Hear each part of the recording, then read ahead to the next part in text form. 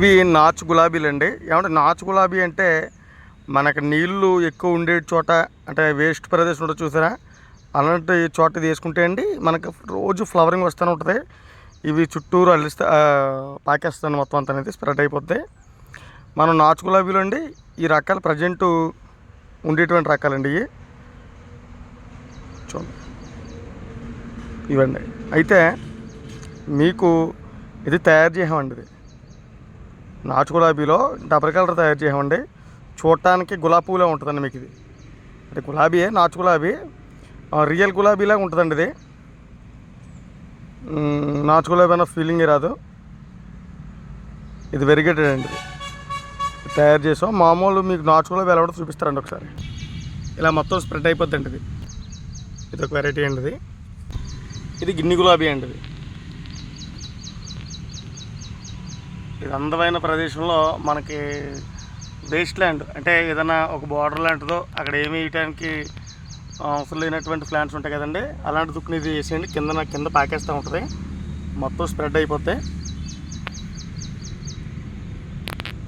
మన దగ్గరికి అండి ఒక 10 వెరైటీస్ ఉంటాయండి. ఇవి అంటే కొన్ని ఎగ్జాటిక్ ఉన్నాయి, కొన్ని నార్మల్ ఉన్నాయండి. ఇవి చూడాలండి.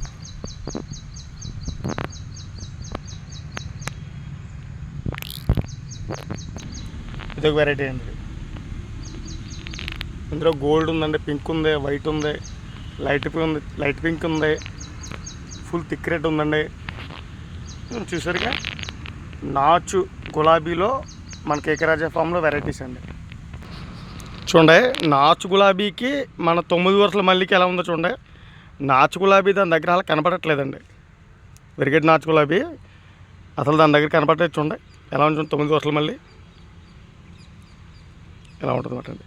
దీని మీద డబల్ సైజ్ వచ్చిందండి. అది ఫ్లవర్ చూసారుగా. 9 వరుసల మళ్ళీ ఒక నాచు గులాబీ సైజుని కూడా గెంటేసి ఒక సైజు గులాబీ పువ్వులో వచ్చిందండి. అది మన రియల్ హైబ్రిడ్ గులాబీ ఉంటుంది కదా, ఆ సైజు వచ్చింది చూసారా. ఇది కూడా సరిపోలేదండి దానికి.